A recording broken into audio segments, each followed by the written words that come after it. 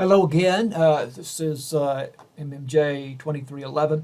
We're going to be talking about something called style in media writing today, and we'll get into the style book, also the Associated Press style book, which is a kind of a standard way of writing. So we'll get there item by item as we go along.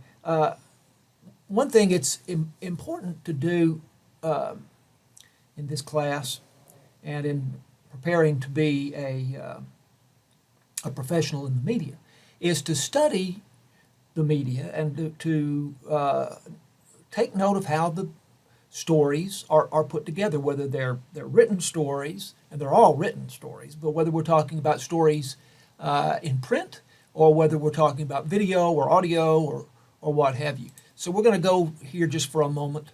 This is a place called, and it might be an interesting place for you to visit in general, called All Sides, and it's a great place where sort of all of the different points of view are represented that we have politically speaking. And so you get a very wide range of not only opinion, but styles and topics and so on. So I was going to look at a particular story here.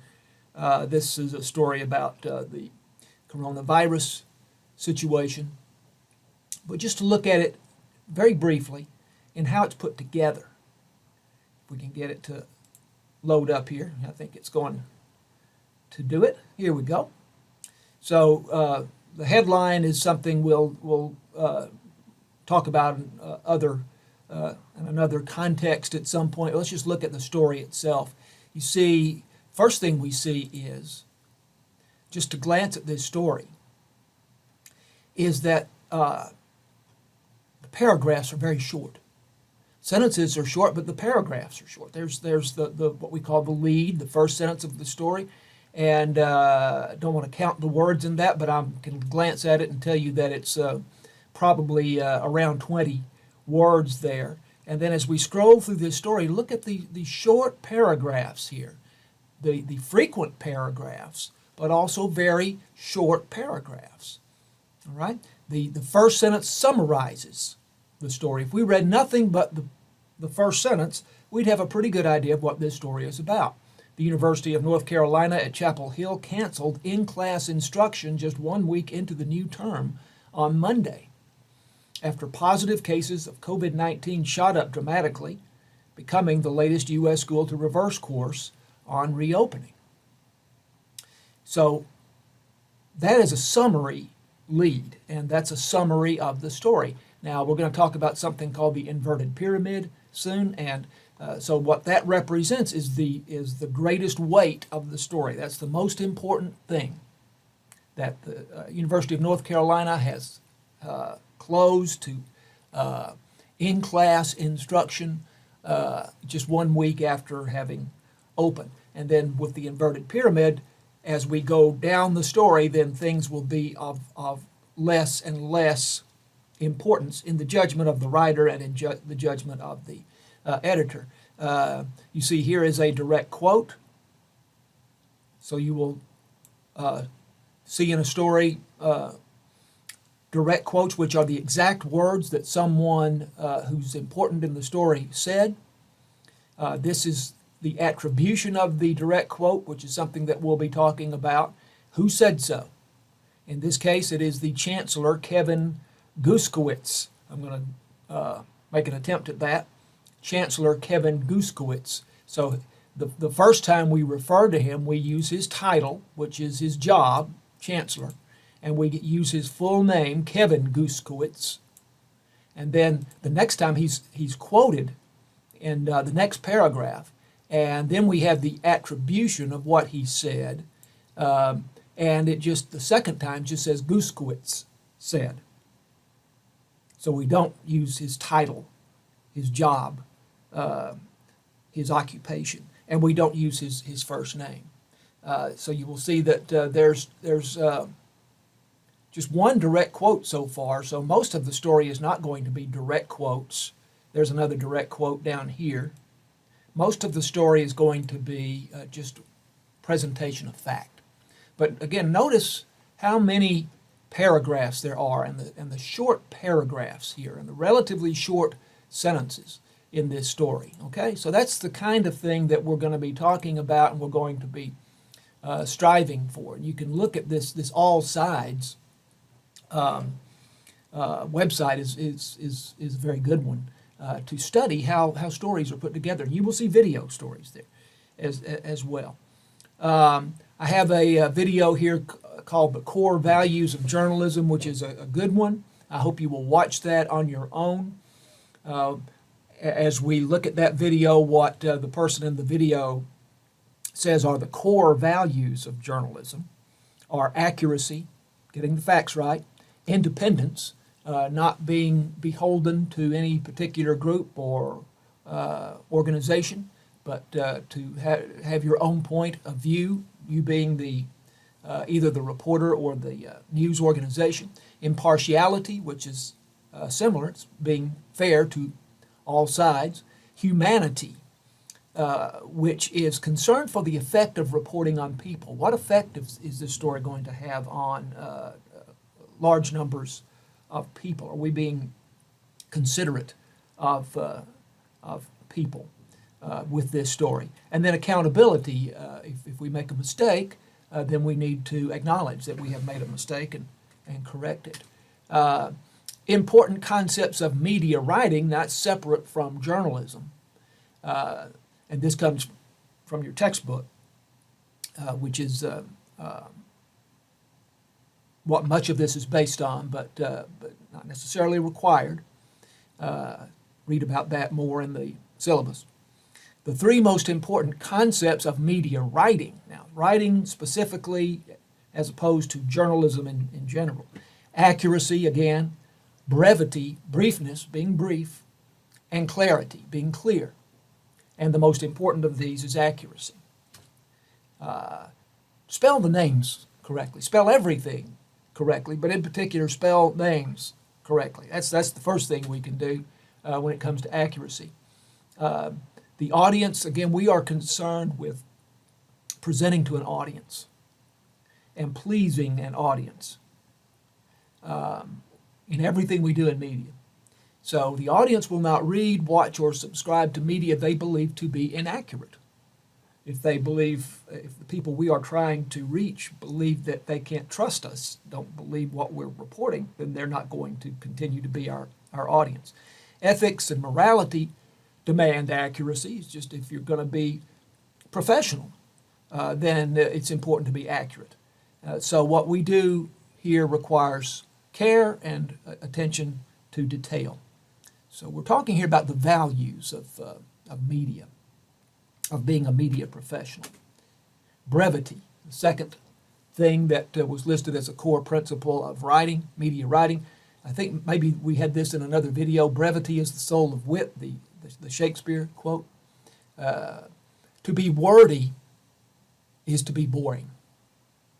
Okay, and you know yourself, somebody just goes on, and sometimes I feel like I'm probably guilty of that in these lectures, but we have to cover the material. But I try to not be any more wordy than is necessary.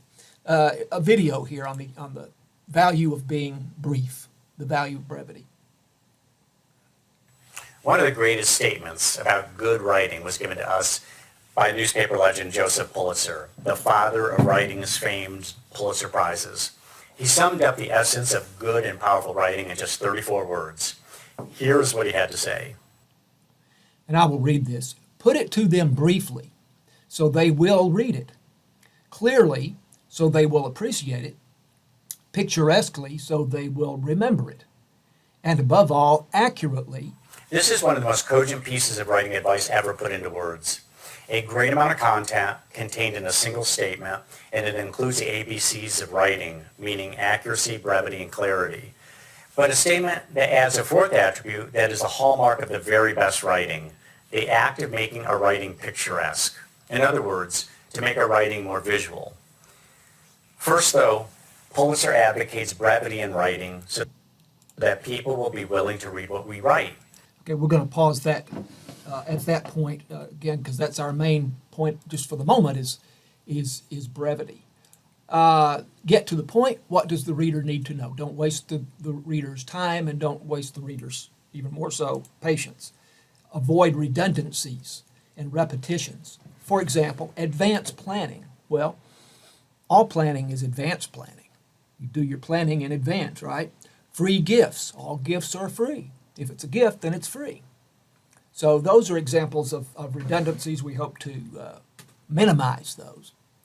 Cut out unnecessary words, very often adjectives, and in particular in media writing where you are supposed to be objective.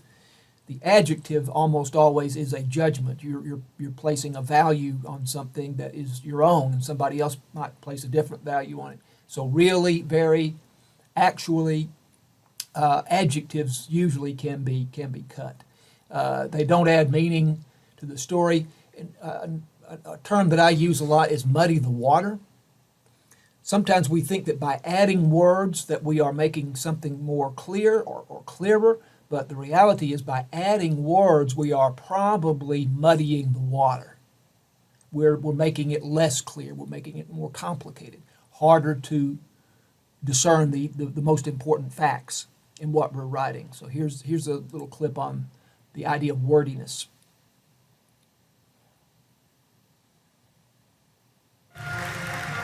From top to reinforced bottom, Glad has maximized every square nanometer.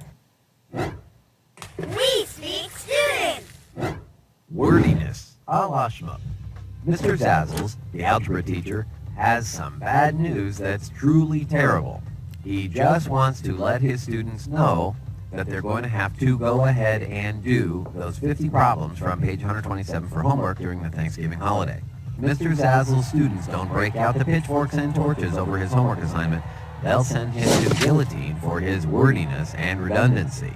Well, when we want to get someone's attention or sound important, we sometimes shoehorn extra words into our sentences. We get wordy. You could say that I run things around here. Redundancy is a kind of wordiness. It involves saying the same thing in a sentence more than once, and sometimes in a different way. While wordiness and redundancy can be annoying to listen to, they are really annoying to encounter in written sentences. For example, when Ms. Razzle, the science teacher, puts a note on a lab assignment that reads, "It is absolutely essential that students not mix chemical A with chemical B in as much as that would cause a massive explosion," oh, she's guilty of wordiness.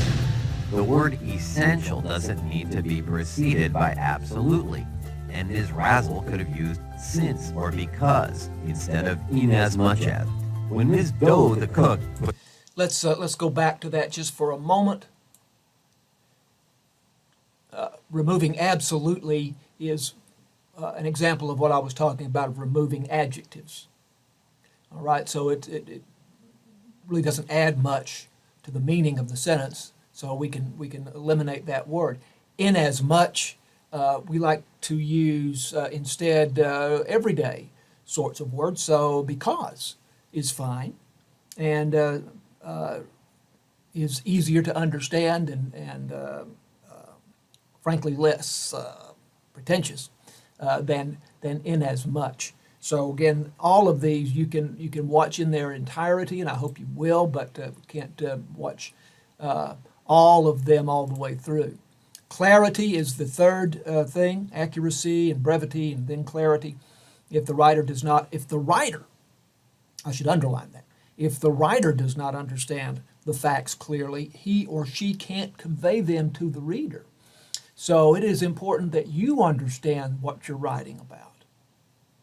Okay? Sometimes the reason we can't write about something clearly is that we don't understand it ourselves. So that's the first thing, is you understand it. The writer should put himself in the place of the reader, or put herself in the place of the reader, who has no other knowledge of the story other than what you are telling the reader. All right, so let's see a little bit here on clarity.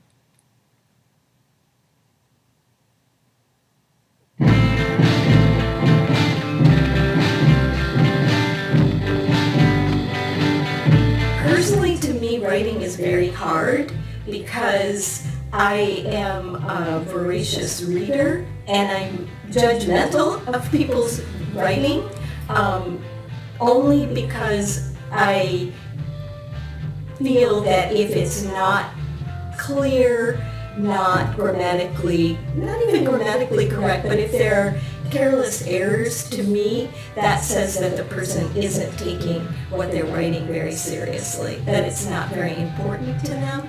Okay, we'll pause it at that point. So the errors hurt your credibility.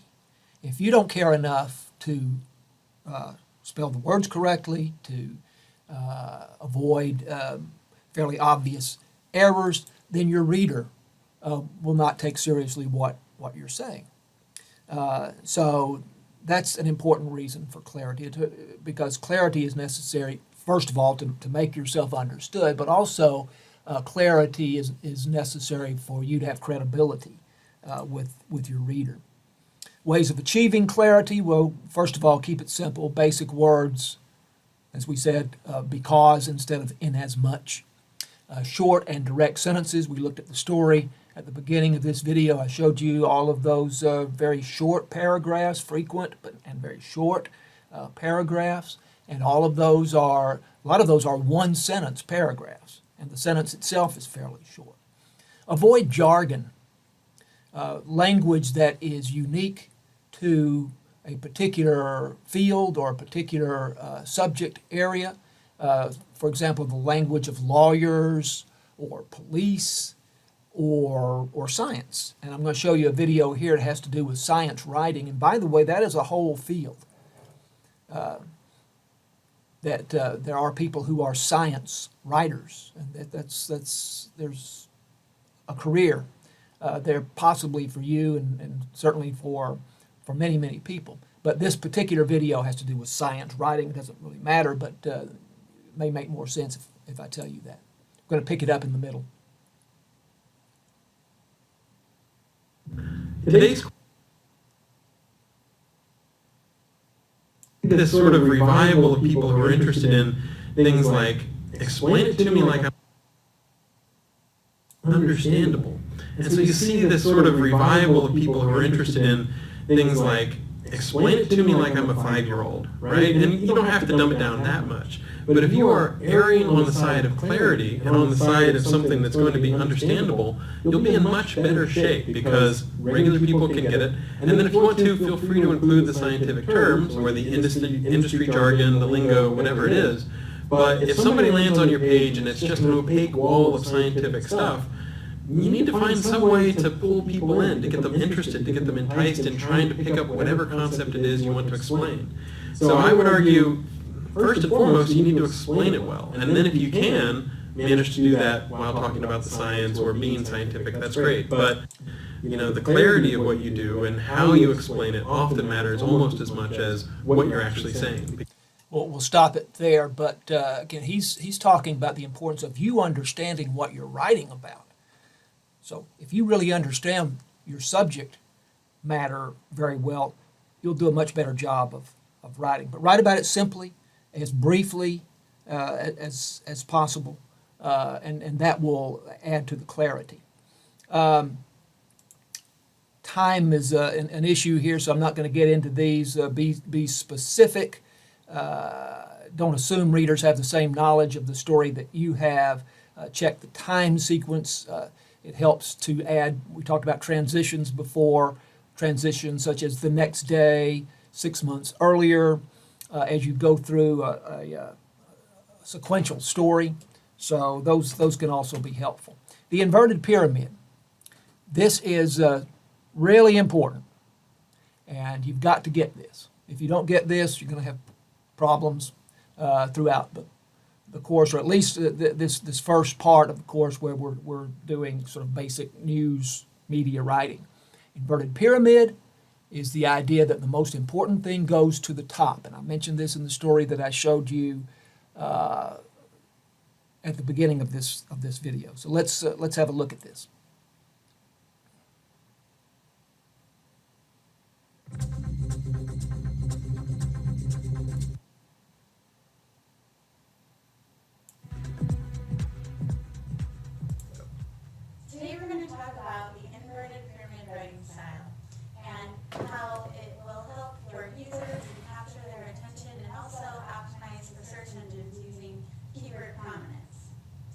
basically you want to write on your website or for the web in a way where your most important facts are at the very beginning, and your less important or bullet points of your article are in the middle, and then your least important supporting facts are at the end.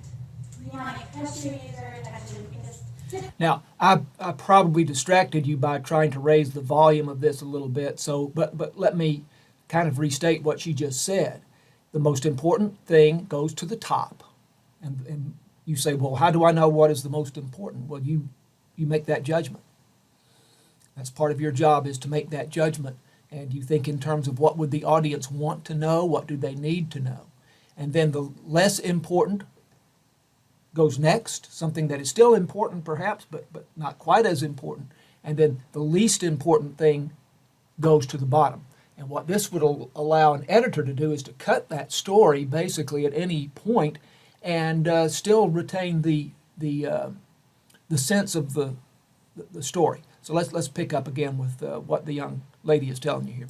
typically users don't want to scroll all the way down a long page of text, and then they jump from page to page. So if you can get their attention at the very beginning with a catchy title, that will really help make it so they'll want to bookmark their article so they can check back in later and read the entire article. Or if they're using their cell phone, they will be able to email that article to themselves and read it later on because they don't want to have to read a lot of text on a mobile phone.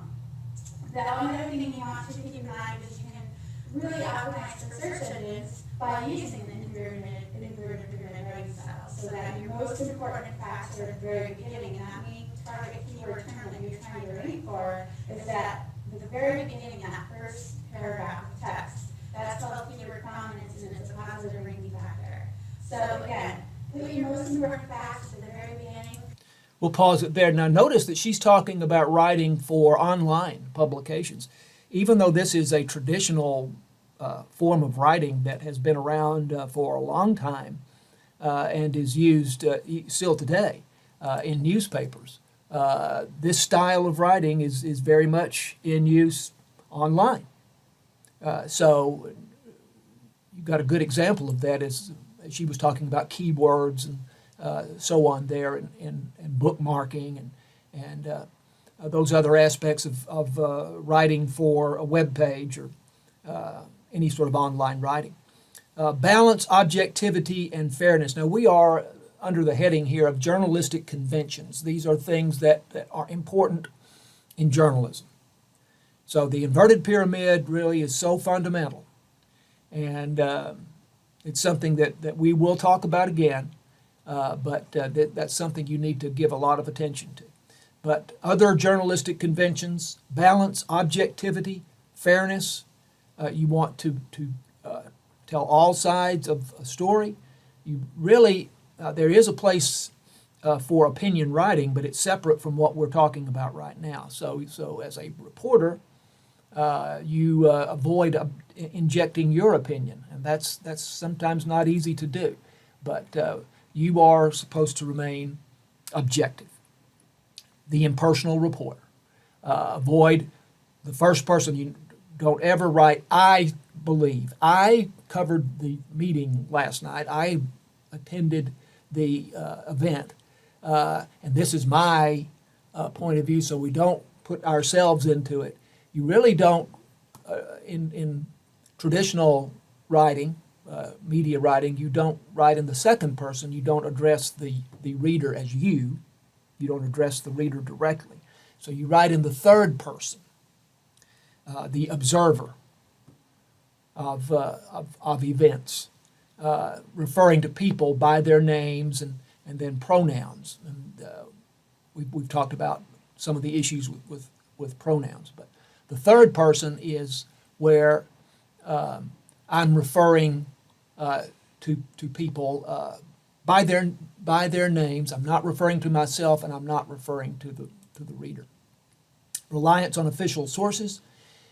We want to base what we write on information that is reliable, and very often we're talking with people who provide us with information, so we want those people that we talk to be expert. So we rely on official sources, not exclusively on official sources. You can talk to, as they say, the man on the street, but we want by and large, the people that we quote to be knowledgeable, people who are reliable on whatever subject it might be. Attribution and quotations, we're coming to that. So we will, we've already talked about attribution, which is who says so, and I showed you an example of attribution in that story.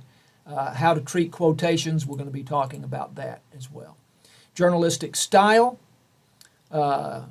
Here we're going to be very quickly talking about something called Associated Press style, but when we're talking about style in general, we're talking about a consistent way of writing that is consistent from story to story. And not only each of your stories, but your style is like the style of someone else who is working for your organization. So from story to story, as they are written by different writers, the style remains consistent. And so this use of journalistic style, again, is something that we expect from a professional. The AP Stylebook is the most common source of style. I have a video here on that. I'm not going to show it to you right now, but you can watch it if you want to. You'll be provided with a summary of AP style in content on the left-hand side of my Leo 2DL, although it would be money well spent to buy a used AP style book, and you can get those online, and probably you would make use of that for many years, presuming you do have a career in the media. I think you'd find an AP style book useful for 10 years or more. So some general rules. Let's capitalization. Only capitalize proper names. What's a proper name? Well, your name is a proper name. Rather than the young man or the young woman, we wouldn't capitalize young man or young woman. We capitalize, however, if we refer to you by your name, then your first name and last name are capitalized. We don't capitalize just anything. Numerals, spell out numbers below 10. Use numerals for 10 and above. There are some exceptions. We're going to cover those in the summary of AP style that will be provided to you. Months are abbreviated except for the months, ironically, and I don't know if it's ironically, but for whatever reason, the months in the middle of the year, March, April, May, June, July. Those are all short names, and they are not abbreviated, but the others are. We use a person's full name and title on first reference. I showed you an example of that in the story that we looked at, but for example, Mayor Eunice Halsey.